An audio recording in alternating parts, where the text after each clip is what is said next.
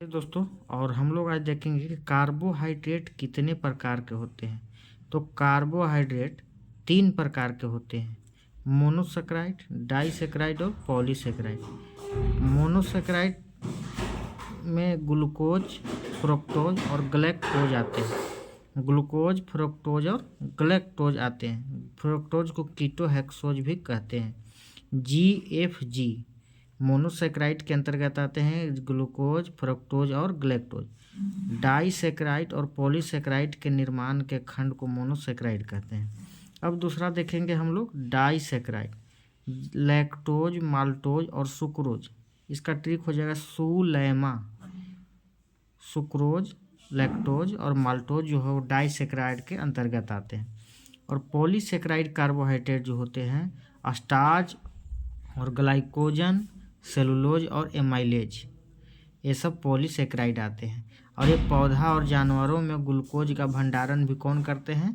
तो पॉलीसेकेराइड करते हैं। तो इस तरह से हम लोग देख लिए दोस्तों, और हम लोग आज देखेंगे कि कार्बोहाइड्रेट कितने प्रकार के होते हैं। तो कार्बोहाइड्रेट 3 प्रकार के होते हैं: मोनोसेकेराइड, डाइसेकेराइड और पॉलीसेकेराइड। मोनोसेकेराइड में ग्लूकोज, फ्रुक्टोज और गलैक्टोज आते हैं। ग्लूकोज, फ्रुक्टोज और गलैक्टोज आते हैं। फ्रुक्टोज को कीटोहेक्सोज भी कहते हैं। GFG मोनोसेकेराइड के अंतर्गत आते हैं ग्लूकोज, फ्रुक्टोज और गलैक्टोज। डाइसेकेराइड और पॉलीसेकेराइड के निर्माण के खंड को मोनोसेकेराइड कहते हैं। अब दूसरा देखेंगे हम लोग डाइसेकेराइड, लैक्टोज, माल्टोज और सुक्रोज। इसका ट्रिक हो जाएगा सुलैमा। सुक्रोज, लैक्टोज और माल्टोज जो है वो डाइसेकेराइड के अंतर्गत आते हैं। और पॉलीसेकेराइड कार्बोहाइड्रेट जो होते हैं स्टार्च और ग्लाइकोजन, सेलुलोज और एमाइलेज, ये सब पॉलीसेकेराइड आते हैं। और ये पौधा और जानवरों में ग्लूकोज का भंडारण भी कौन करते हैं? तो पॉलीसेकेराइड करते हैं। तो इस तरह से हम लोग देख लिए। जय हिंद दोस्तों, और आइए हम लोग हिंदी का सब्जेक्ट आज देखेंगे। बहुत सारे इम्पोर्टेंट है, एग्जाम में आते हैं। तो यहाँ हम लोग सबसे पहले देखेंगे कंठ से क्या होता है। तो क वर्ग, अ आ, क से जितना वर्ग होता है क ख ग घ अंग, अ आ ह अनुस्वार उ, ये जितना होता है उसको कंठ से उच्चारण होता है। उच्चारण हम लोग देखेंगे आज। तालु से क्या होता है। तो च वर्ग तालु से होता है। च वर्ग का उच्चारण तालु से। च वर्ग का मतलब हो गया च छ ज झ ञ, और ई हर्षई ई, दीर्घई यह और तलाबे से। मूर्धा से कौन कौन उच्चारण होता है। तो ट वर्ग, र और स जो है मूर्धा से उच्चारण इसका होता है। दंत से त वर्ग, ल और स का उच्चारण दंत से होता है। प वर्ग और उ, हर्षई उ और दीर्घई उ का उच्चारण ओष्ठ से होता है। और दंत और ओष्ठ से व का उच्चारण होता है। कंठ और तालु से ए और ऐ का उच्चारण होता है। और कंठ और ओष्ठ से ओ और औ, ओ कंठ ओष्ठ से, कंठ तालु से ए ऐ का उच्चारण होता है। दोस्तों, तो हम लोग ध्रुव के आधार पर बंधन, तो ध्रुव के आधार पर बंधन जानेंगे। तो ध्रुव के आधार पर बंधन कितने प्रकार के। तो ध्रुव के आधार पर एक होता है ध्रुवीय बंधन और एक होता है अध्रुवीय बंधन। ध्रुवीय बंधन असमान तत्वों के बीच जो बंधन बनता है उसे हम ध्रुवीय बंधन कहते हैं। और समान धातु या तत्व के बीच बंधन होता है उसे हम अध्रुवीय कहते हैं। जैसे हाइड्रोजन के साथ क्लोरीन का बॉन्ड होगा तो हम अध्रुवीय बंधन कहेंगे। सोडियम के साथ क्लोरीन का तो ध्रुवीय बंधन ये असमान के साथ है। और अध्रुवीय बंधन किसे कहेंगे। तो हाइड्रोजन H2 है, हाइड्रोजन हाइड्रोजन के बीच सिंगल बॉन्ड, नाइट्रोजन नाइट्रोजन के बीच ट्रिपल बॉन्ड। तो इस तरह से अध्रुवीय समान तत्व के बीच जो बंधन बनता है उसे हम अध्रुवीय बंधन कहते हैं। आइए दोस्तों, और हम लोग देखेंगे आज बोटनी। बोटनी में वनस्पति विज्ञान। तो वनस्पति विज्ञान के जनक एकलर थे। 1883 ईस्वी में इसने स्थापना किया थी, खोज किया बोटनी का। और बोटनी का खोज एकलर ने किया। अब बोटनी में देखिए पादप जगत के बारे में हम लोग पढ़ेंगे, जिसे हम पादप जगत 2 प्रकार के क्रिप्टोगैमस और नैरोगैमस, क्रिप्टोगैमस और नैरोगैमस, अपुष्पविद और पुष्पविद। क्रिप्टोगैमस देखते हैं। तो क्रिप्टोगैमस 3 प्रकार के, थैलोफाइटा, ब्रायोफाइटा और टेरिडोफाइटा। इसको ट्रिक के लिए याद रखेंगे TBP, थैलोफाइटा, ब्रायोफाइटा और टेरिडोफाइटा। थैलोफाइटा, ब्रायोफाइटा और टेरिडोफाइटा। अब आते हैं नैरोगैम। नैरोगैम 2 प्रकार के होते हैं, जिम्नोस्पर्म और एंजियोस्पर्म। जिम्नोस्पर्म और एंजियोस्पर्म। एंजियोस्पर्म 2 प्रकार के, मोनोकोट और डाइकोट, एक बीजपत्री, द्विबीजपत्री। और यहाँ पर देखिए थैलोफाइटा। थैलोफाइटा 3 प्रकार के, एल्गी, फंगी और बैक्टीरिया। थैलोफाइटा 3 प्रकार के, एल्गी, फंगी और बैक्टीरिया। अब आते हैं क्रिप्टोगैम। तो क्रिप्टोगैमस अपुष्पभीत, जिसमें पुष्प तथा बीज नहीं होता है, उसे हम क्रिप्टोगैमस कहते हैं। तो क्रिप्टोगैमस में आ रहा था हमारा थैलोफाइटा। तो थैलोफाइटा सबसे बड़ा समूह है क्रिप्टोगैमस का। सबसे बड़ा समूह थैलोफाइटा। थैलो का मतलब शरीर, थैलस का मतलब शरीर होता है। इसमें जड़ नहीं होता है, तना नहीं होता है, पत्ता नहीं होता है, इसमें पत्ता विभक्त नहीं होता, इसमें संवहन ऊतक भी नहीं होता है। अब आते हैं थैलोफाइटा में 3 प्रकार था, शैवाल जिसे एल्गी कहते हैं, फाइकोलॉजी, शैवाल में पर्णहरित युक्त नहीं होता है, संवहन ऊतक रहित नहीं होता है, आत्मपोषी होता है, सुकाय सदृश होता है। तो इस तरह से हम लोग देखें। आइए दोस्तों, और हम लोग देखेंगे आज बोटनी। बोटनी में वनस्पति विज्ञान। तो वनस्पति विज्ञान के जनक एकलर थे। 1883 ईस्वी में इसने स्थापना किया थी, खोज किया बोटनी का, और बोटनी का खोज एकलर ने किया। अब बोटनी में देखिए पादप जगत के बारे में हम लोग पढ़ेंगे, जिसे हम पादप जगत 2 प्रकार के, क्रिप्टोगैमस और नैरोगैमस। क्रिप्टोगैमस और नैरोगैमस, अपुष्पभीत और पुष्पभीत। क्रिप्टोगैमस देखते हैं। तो क्रिप्टोगैमस 3 प्रकार के, थैलोफाइटा, ब्रायोफाइटा और टेरिडोफाइटा।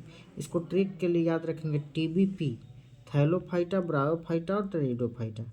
थैलोफाइटा, ब्रायोफाइटा और टेरिडोफाइटा। अब आते हैं नैरोगैम। नैरोगैम 2 प्रकार के होते हैं, जिम्नोस्पर्म और एंजियोस्पर्म।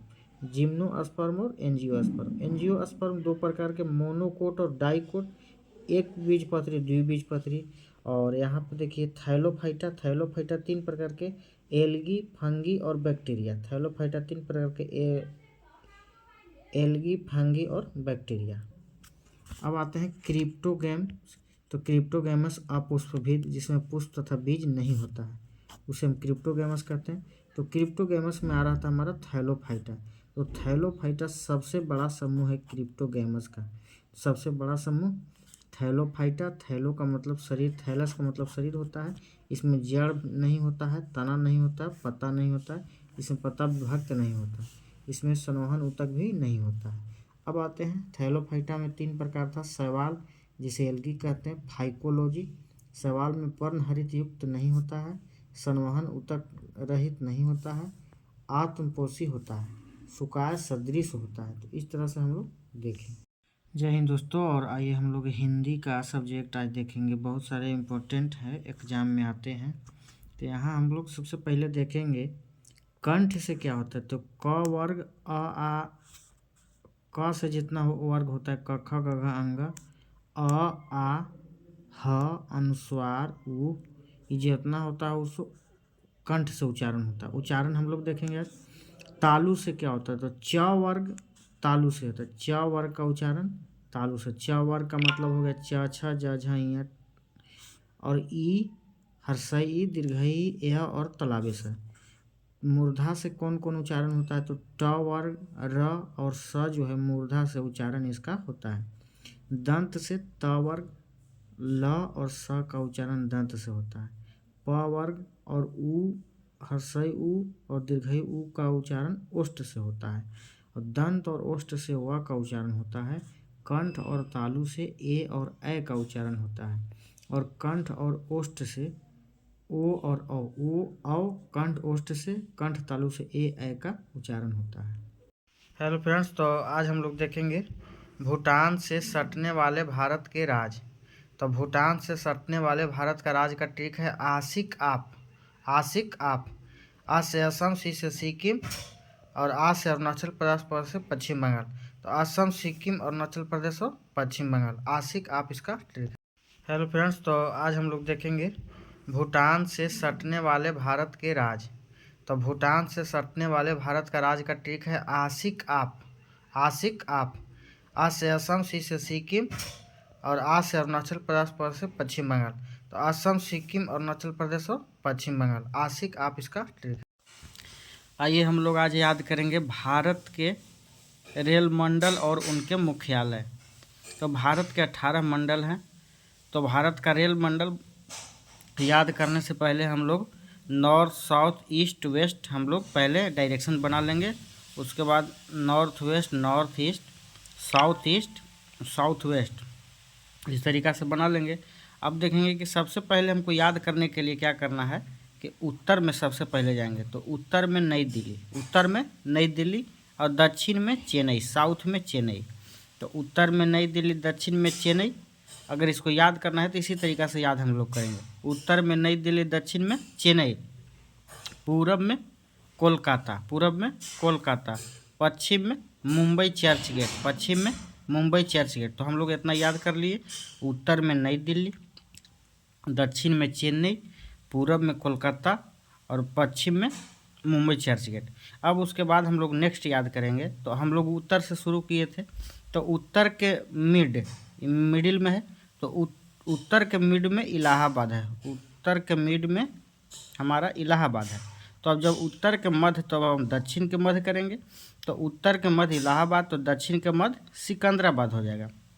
दक्षिण का मध्य सिकंदराबाद। तो इस तरीक़ा से भी ट्रिक बन रहा है, इलाहाबाद, सिकंदराबाद, दोनों में बाद है। तो उत्तर मध्य इलाहाबाद, दक्षिण मध्य सिकंदराबाद। इस तरीक़ा से हम लोग याद कर लेंगे बहुत आसानी से। अब हम इसके बाद हम पूरब गए थे। तो पूरब में हम याद करेंगे कि पूरब में हम लोग पूरब का मध्य, अब देखेंगे सबका मध्य देख रहे हैं। तो पूरब का मध्य है हाजीपुर। तो दक्षिण का मध्य है जबलपुर। पूर्व इसमें भी लगा हुआ है, पूर्व इसमें भी लगा हुआ है। तो उत्तर मध्य, पूरब मध्य हाजीपुर और दक्षिण मध्य जबलपुर। इस तरीक़े से हम लोग बहुत आसानी से याद कर लेंगे। अब आते हैं हम लोग उत्तर पश्चिम, पश्चिमोत्तर देखेंगे। इसको पश्चिमोत्तर कहेंगे। तो पश्चिमोत्तर में जयपुर, पश्चिमोत्तर में है जयपुर। और यहाँ पे है दक्षिणोत्तर के मध्य में बिलासपुर, तो जयपुर, बिलासपुर। और दक्षिणोत्तर में है यहाँ कोलकाता। अब यहाँ देखेंगे पूर्वोत्तर में है गोरखपुर और यहाँ पश्चिम दक्षिण में है हुबली। अब यहाँ देखेंगे कोलकाता मेट्रो रेल कोलकाता में है। दक्षिण तट में विशाखापट्टनम है, और यहाँ पूरब है तो पूरब का तट भी होगा। तो पूरब तट का है भुवनेश्वर। और यहाँ उत्तर पूरब है तो उत्तर पूर्व सीमा में भी मालेगांव है। तो इस तरीक़ा से हम लोग 18 मंडल याद कर लिए। तो अब हम लोग देखेंगे कि अरब सागर में गिरने वाली कौन कौन सी नदियाँ हैं। तो अरब सागर में गिरने वाली नदियाँ, इसका ट्रिक है सालू की माँ भानमती सोजा, सालू की माँ भानमती सोजा। सास से साबरमती, लू से लूनी और किस यहाँ नहीं है, माँ से माही हो जाएगा, भाज से भाजू हो जाएगा, न से नर्मदा, म से मांडवी और तीस से ताप्ती हो जाएगा और सो से सोम हो जाएगा। तो साबरमती, लूनी, माही, भाजू, नर्मदा, मांडवी, ताप्ती, सोम अरब सागर में गिरने वाली नदी है। सालू की माँ भानमती सोजा इसका ट्रिक है। तो आइए देखते हैं राजस्थान के कौन कौन से झील हैं राजस्थान राज्य में। तो राजस्थान में झील के ट्रिक है डीपी को जरा फंसा लूँ, डीपी को जरा फंसा लूँ। डी से डिडवाना हो जाएगा, पी से पिछौला हो जाएगा, जा से जयसमंद, राज से राजसमंद, फ से फलते सागर और सा से सांभर, लू से लूनकर सर। डीपी को जरा फंसा लूँ। देखेंगे हम लोग चंबल नदी पर स्थित कौन कौन सी झील है। तो चंबल नदी पर मुख्य रूप से 3 झील है जिसका ट्रिक है गजरा। ग से गांधी सागर, ज से जवाहर सागर, रा से राणा प्रताप सागर। तो सागर लगा हुआ है। चंबल नदी के झील हैं गांधी सागर, जवाहर सागर, राणा प्रताप सागर, गजरा ट्रिक इसका। आइए हम लोग आज याद करेंगे भारत के रेल मंडल और उनके मुख्यालय। तो भारत के 18 मंडल हैं। तो भारत का रेल मंडल याद करने से पहले हम लोग नॉर्थ, साउथ, ईस्ट, वेस्ट हम लोग पहले डायरेक्शन बना लेंगे। उसके बाद north west, north east, south west, इस तरीक़ा से बना लेंगे। अब देखेंगे कि सबसे पहले हमको याद करने के लिए क्या करना है कि उत्तर में सबसे पहले जाएंगे। तो उत्तर में नई दिल्ली, उत्तर में नई दिल्ली और दक्षिण में चेन्नई, साउथ में चेन्नई। तो उत्तर में नई दिल्ली, दक्षिण में चेन्नई। अगर इसको याद करना है तो इसी तरीक़ा से याद हम लोग करेंगे। उत्तर में नई दिल्ली, दक्षिण में चेन्नई, पूरब में कोलकाता, पूरब में कोलकाता, पश्चिम में मुंबई चर्च गेट, पश्चिम में मुंबई चर्च गेट। तो हम लोग इतना याद कर लिए। उत्तर में नई दिल्ली, दक्षिण में चेन्नई, पूरब में कोलकाता और पश्चिम में मुंबई चर्च गेट। अब उसके बाद हम लोग नेक्स्ट याद करेंगे। तो हम लोग उत्तर से शुरू किए थे। तो उत्तर के मिडिल में है। तो उत्तर के मिड में इलाहाबाद है, उत्तर के मिड में हमारा इलाहाबाद है। तो अब जब उत्तर के मध्य, तो अब हम दक्षिण के मध्य करेंगे। तो उत्तर के मध्य इलाहाबाद, तो दक्षिण के मध्य सिकंदराबाद हो जाएगा, दक्षिण का मध्य सिकंदराबाद। तो इस तरीक़ा से भी ट्रिक बन रहा है, इलाहाबाद सिकंदराबाद दोनों में बाद है। तो उत्तर मध्य इलाहाबाद, दक्षिण मध्य सिकंदराबाद। इस तरीक़ा से हम लोग याद कर लेंगे बहुत आसानी से। अब हम इसके बाद हम पूरब गए थे। तो पूरब में हम याद करेंगे कि पूरब में हम लोग पूरब का मध्य, अब देखेंगे सबका मध्य देख रहे हैं। तो पूरब का मध्य है हाजीपुर, तो दक्षिण का मध्य है जबलपुर। पूर्व इसमें भी लगा हुआ है, पूर्व इसमें भी लगा हुआ है। तो उत्तर मध्य, पूरब मध्य हाजीपुर और दक्षिण मध्य जबलपुर। इस तरीक़े से हम लोग बहुत आसानी से याद कर लेंगे। अब आते हैं हम लोग उत्तर पश्चिम, पश्चिमोत्तर देखेंगे, इसको पश्चिमोत्तर कहेंगे। तो पश्चिमोत्तर में जयपुर, पश्चिमोत्तर में है जयपुर। और यहाँ पे है दक्षिणोत्तर के मध्य में बिलासपुर, तो जयपुर बिलासपुर। और दक्षिणोत्तर में है यहाँ कोलकाता। अब यहाँ देखेंगे पूर्वोत्तर में है गोरखपुर।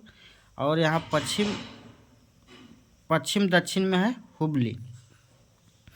अब यहाँ देखेंगे कोलकाता मेट्रो रेल कोलकाता में है। दक्षिण तट में विशाखापट्टनम है, दक्षिण तट में विशाखापट्टनम। और यहाँ पूरब है, तो पूरब का तट भी होगा, तो पूरब तट का है भुवनेश्वर। और यहाँ उत्तर पूरब है, तो उत्तर पूर्व सीमा में भी मालेगांव है। तो इस तरीक़ा से हम लोग 18 मंडल याद कर लिए। तो आइए देखते हैं हम लोग दक्षिण की ओर बहने वाली कौन कौन सी नदियाँ हैं। तो दक्षिण की ओर बहने वाली कौन कौन सी नदियाँ हैं, तो इसका ट्रिक है ब्यास से सिंधु तक रांची को झेलो। दक्षिण की ओर बहने वाली नदियों का ट्रिक है ब्यास से सिंधु तक रांची को झेलो। तो सबसे पहले है ब्यास, सतलज, सिंधु, रावी, चिनाब, झेलम। ब्यास, सतलज, सिंधु, रावी, चिनाब, झेलम। एक और ट्रिक है दक्षिण की ओर बहने वाली नदियों का झेचिव, रास, झेलम, चिनाब, रावी, ब्यास, सतलज। तो झेचिव, रास दक्षिण की ओर बहने वाली नदियाँ। तो आइए देखते हैं हम लोग दक्षिण की ओर बहने वाली कौन कौन सी नदियाँ हैं। तो दक्षिण की ओर बहने वाली कौन कौन सी नदियाँ, तो इसका ट्रिक है ब्यास से सिंधु तक रांची को झेलो। दक्षिण की ओर बहने वाली नदियों का ट्रिक है ब्यास से सिंधु तक रांची को झेलो। तो सबसे पहले है ब्यास, सतलज, सिंधु, रावी, चिनाब, झेलम। ब्यास, सतलज, सिंधु, रावी, चिनाब, झेलम। एक और ट्रिक है दक्षिण की ओर बहने वाली नदियों का झेचिव, रास, झेलम, चिनाब, रावी, ब्यास, सतलज। तो झेचिव, रास दक्षिण की ओर बहने वाली नदियाँ है फ्रेंड्स। तो आइए हम लोग देखते हैं पूरब की ओर बहने वाली नदियाँ। तो पूरब की ओर जो बहने वाली नदियाँ उनका ट्रिक है गोद में काका। पूरब की ओर बहने वाली नदियाँ का ट्रिक है गोद में काका। गो से गोदावरी, द से दामोदर, म से महानदी, क से कावेरी, क से कृष्णा। तो गोदावरी, दामोदर, महानदी, कावेरी, कृष्णा। गोदावरी, दामोदर, महानदी, कावेरी, कृष्णा। जय हिंद दोस्तों। आइए हम लोग देखेंगे उत्तल लेंस के बारे में। तो उत्तल लेंस या अवतल दर्पण, उत्तल लेंस या अवतल दर्पण, अवतल लेंस और उत्तल लेंस दोनों बराबर होता है। तो करा कि उत्तल लेंस में प्रतिबिंब का बनना, तो हम लोग देखेंगे कि उत्तल लेंस ये है हमारा उत्तल लेंस। उत्तल लेंस के दाहिने साइड F2 2F2 और अनंत होता है। और उत्तल लेंस के बाएं साइड में होता है F1 2F1 और अनंत। तो जब वस्तु को हम F2 पर रखते हैं, मुख्य अक्ष के सामने जब हम वस्तु F2 पर रखते हैं तो इसका प्रतिबिंब अनंत पर बनता है। जब वस्तु हम F2 पर रखेंगे तो इसका प्रतिबिंब, जब वस्तु यहाँ से देखेंगे जब वस्तु इधर है, प्रतिबिंब इधर बन रहा है, F1 के तरफ हम वस्तु रखेंगे। तो जब वस्तु अनंत पर रखेंगे तो इसका प्रतिबिंब बनेगा F2 पर और बहुत छोटा बनता है। और जब वस्तु को हम F1 और अनंत के बीच 2F1 और अनंत के बीच रखेंगे तो इसका प्रतिबिंब हमको बनेगा 2F2 और F2 के बीच में और छोटा बनेगा। जब वस्तु को हम 2F1 पर रखते हैं तो इसका प्रतिबिंब 2F2 पर बनता है। जब इसका प्रतिबिंब 2F1 पर वस्तु रखते हैं तो इसका प्रतिबिंब 2F2 पर और उल्टा इसका बराबर बनता है और उल्टा बनता है। और जब वस्तु को F1 और 2F1 के बीच में रखेंगे, F1 और 2F1 के बीच में रहेंगे तो इसका प्रतिबिंब हमको बनेगा 2F2 और अनंत के बीच में और बहुत बड़ा बनेगा। और जब वस्तु को हम F1 पर रखेंगे तो इसका प्रतिबिंब अनंत पर बनेगा। और जब वस्तु को हम लेंस के पीछे रखेंगे तो इसका प्रतिबिंब बनता है, देखिए यहाँ पे, जब वस्तु को हम F1 और मुख्य अक्ष के बीच रखेंगे तो इसका प्रतिबिंब वहीं पे बीच में बनता है। तो आइए एक और क्वेश्चन देखते हैं। क्वेश्चन है 2z माइनस 5y का whole square plus 5z plus 2y का whole square minus 25z square. तो इस तरह का क्वेश्चन को अगर हम कैलकुलेशन करते हैं तो बहुत बड़ा हो जाएगा। तो इसको हम क्या करेंगे, z के जगह भी 1 रखेंगे और y के जगह भी 1 रखेंगे। तो देखिए 2z माइनस 5y, तो 2 के जगह z के जगह 1, y के जगह 1, तो 2 में से 5 के तो -3 का स्क्वायर करेंगे तो 9 हो जाएगा, प्लस 1 यहाँ भी 1, तो 5 2 7 7 का स्क्वायर 49 हो जाएगा, माइनस 25 z के जगह 1 तो -25, 49 9 58 -25 तो कितना आ जाएगा 33। अब हम देखेंगे कि कौन सा ऑप्शन में 33 एक रखने पर 33 आएगा। तो इसमें एक यहाँ 1 रखेंगे तो 19 का स्क्वायर 19 - 4 15 हो जाएगा, ये नहीं होगा। 29 - 4 25 हो जाएगा, ये भी नहीं होगा। 29 + 4 33 ये हो जाएगा। तो बहुत आसानी से हम लोग इस तरह के क्वेश्चन को बना लेंगे। तो देखिए इस तरह के एक और क्वेश्चन देखेंगे। क्वेश्चन है a + 2b - c b - c + 1 a - c और 2b + b स्क्वायर। तो इस तरह के क्वेश्चन को देखिए डिफ़िकल्ट है, बनाना बहुत मुश्किल है। इसको देखिए क्या रखेंगे, a के जगह 1, b के जगह 1 और c के जगह 1 रख देंगे और इस तरीक़ा से हम बना लेंगे। देखिए कैसे, a के जगह 1 रखेंगे और यहाँ 1 रखेंगे तो 1 और 2 3 हो गया, 3 में से गया क्या हो जाएगा, यहाँ टोटल इसका वैल्यू 2 हो जाएगा। अब यहाँ b - 1, 1 में से गया तो यहाँ 0, तो 2 में 0 से गुना करेंगे तो टोटल 0 हो जाएगा हमारा, प्लस 1 - 1 ये भी 0, तो टोटल 0 है। अब देखिए किसका ऑप्शन 0 आ रहा है, इसमें अगर 1 रखें तो 3 और इसमें अगर 1 1 तो 3 3 6 -5, 6 में से 5 गया 1, 1 में से 1 गया 0। तो इस तरीक़ा से ये ऑप्शन हमारा सही हो जाएगा। बाकी ऑप्शन चेक करिए, 3 3 6 6 माइनस 6 ये 0 हो जाएगा। देखिए ये देखिए 3 और 2 3 और 3 6 -5 और -1 -6 6 - 6 0, ये भी कट गया। हाय फ्रेंड्स, तो आइए हम इस तरह के क्वेश्चन को, डिफ़िकल्ट क्वेश्चन को हम कैसे रेलवे में कम समय में बनाए एग्जाम में। तो देखिए 13x - z में से 2x - 3y + 7z और 4z - 5x के योग को घटाइए। तो इस तरह का जो क्वेश्चन है, इस तरह का क्वेश्चन में हम क्या करते हैं, तो देखिए इस तरह के क्वेश्चन में हमारा ऑप्शन दिया है A B C D दिया हुआ है। इस तरह के क्वेश्चन में हम क्या करेंगे कि x के जगह पे 1, y के जगह पर 1 और z के जगह पे भी 1 हम रख देंगे, ठीक है। देखिए कैसे क्या करते हैं। तो यहाँ 13, अब 13 हो, x के जगह 1 रखेंगे तो 13 हो गया, माइनस z के 1 रखेंगे तो 13 - 1 कितना हो जाएगा 12, हमारा कितना हो जाएगा 12। अब कह रहा है कि 2x - 3y + 7z और इतना का जोड़ को, तो 2 में 1 रखेंगे तो 2, इसमें 1 तो 3, मतलब 2 और 7 9, और 9 में से 3 गया 6 हो जाएगा, और 4 माइनस 5 माइनस 1, यानी 12, और ये हो गया 5, 12 और 5, 12 में से 5 गया 7। अब हम देखेंगे कि किस ऑप्शन में एक एक रखने पर 7 आता है। तो देखिए इसमें एक रखेंगे तो एक तो वैल्यू सबका बराबर हो जाएगा, तो 3 3 6, 6 में से 3 गया 3, ये तो नहीं होगा, तो ये ऑप्शन कट गया। यहाँ देखिए 4 एक रखेंगे, एक्स के जगह वाई पे एक रखेंगे, तो 4 एकम 4 और 7 एकम 7, 7 4 11, ये भी नहीं होगा, हमको चाहिए 12, 7 चाहिए हमको। अब देखिए यहाँ एक रखेंगे, यहाँ 12 एक 13 हो गया, 13 में से 12 गया तो यहाँ 1 हो गया। अब यहाँ 16 और 3, ये भी नहीं होगा। अब यहाँ देखिए 16, अब एक रखेंगे तो 16 और 3 में 1 से गुना था 3, 16 3 19, 19 में से 12 गया तो 7 आ जाएगा, तो ये ऑप्शन सही हो। इस तरह के क्वेश्चन को हम ऐसे बनाएंगे। तो आइए एक और क्वेश्चन देखते हैं। क्वेश्चन है 2z माइनस 5y का whole square plus 5z plus 2y का whole square minus 25z square. तो इस तरह का क्वेश्चन को अगर हम कैलकुलेशन करते हैं तो बहुत बड़ा हो जाएगा। तो इसको हम क्या करेंगे, z के जगह भी 1 रखेंगे और y के जगह भी 1 रखेंगे। तो देखिए 2z माइनस 5y, तो 2 के जगह z के जगह 1, y के जगह 1, तो 2 में से 5 के तो -3 का स्क्वायर करेंगे तो 9 हो जाएगा, प्लस 1 यहाँ भी 1, तो 5 2 7, 7 का स्क्वायर 49 हो जाएगा, माइनस 25 जेड के जगह 1 तो -25, 49 9 58 माइनस 25 तो कितना आ जाएगा 33।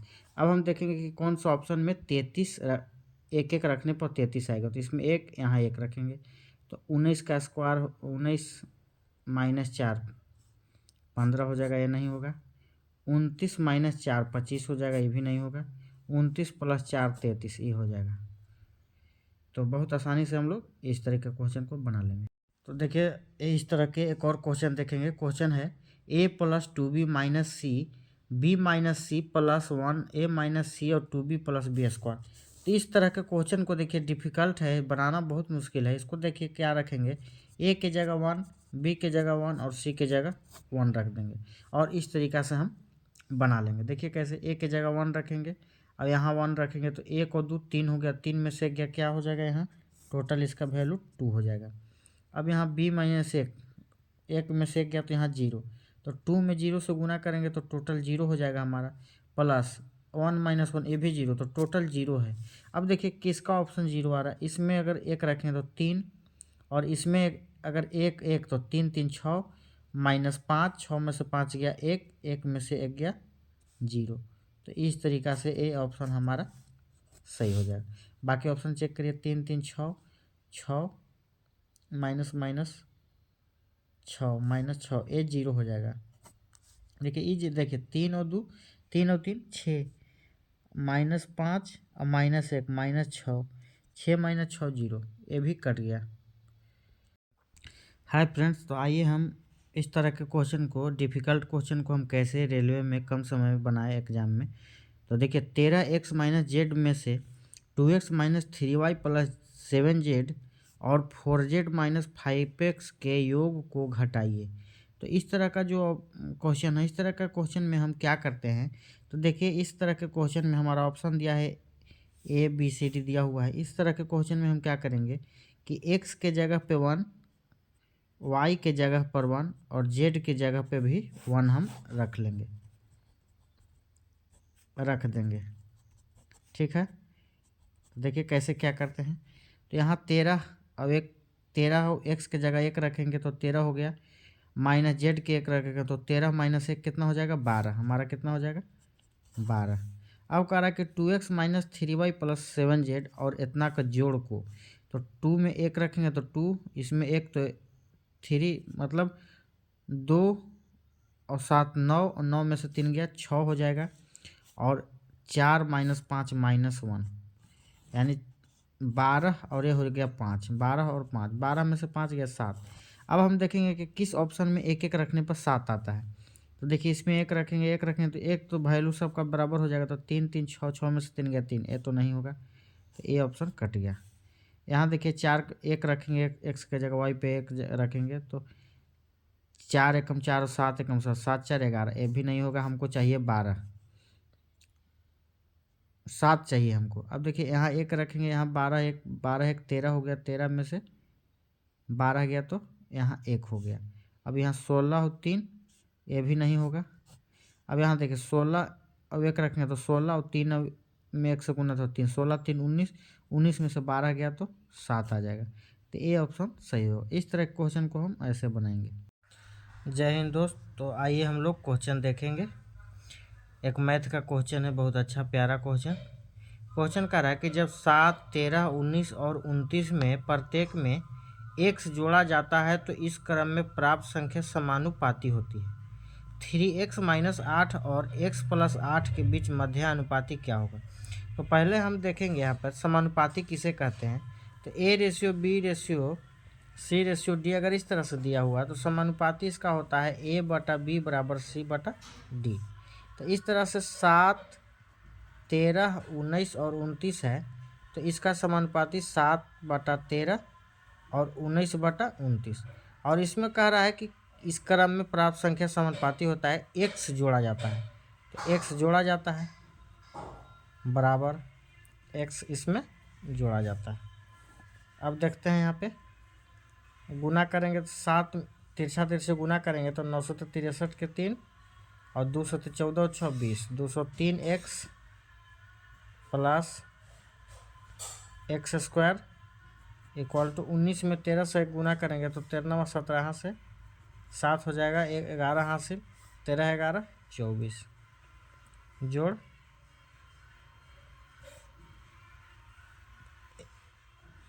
19x। देखिए यहाँ पे मिस्टेक हो रहा है थोड़ा सा। यहाँ पे जोड़ेंगे तो 29 में 7 से गुना करें, 9 से 63 के 3 और 2 से 14 हो 26, 7 में 29 से गुना किए तो 203 आ गया। फिर 7 में x से गुना करेंगे तो 7x हो जाएगा प्लस फिर x में 29 से तो 29x, फिर x में x से तो x² = अब करेंगे 13 में 19 से तो 13 दहाँ के 130 और 13 17 से 130 और 117 247।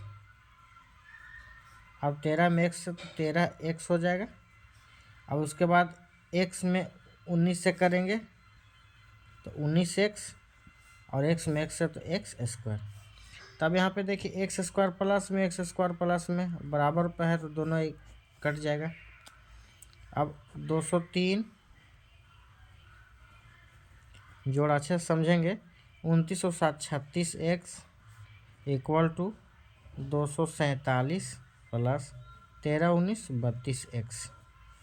अब 36x और 32x इधर आएगा तो 4x हो जाएगा और 247 से 203 जाएगा उधर तो आ जाएगा 44। तो 4 से कट जाएगा 11 तो x बराबर हमारा आ गया 11। अब देखिए x बराबर 11 आ गया। तो अब हमको निकालना क्या है, मध्य अनुपाती निकालना है। यहाँ पे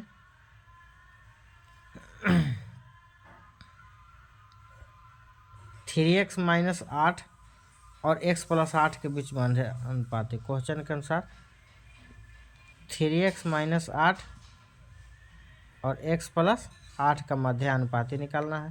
तो x के जगह पर हमारा 11 हो जाएगा तो 3 × 11 - 8 और 11 + 8 यानी कितना हो जाएगा, 33 में से 8 गया तो 11, 33 में से 8 गया तो 25, 11 × 8 19, 25 और 19 का मध्य अनुपाती। तो मध्य अनुपाती बराबर हमारा होता है √AB। तो 25 × 19 का √अंडर हो जाएगा हमारा, यही हमारा आंसर आ जाएगा।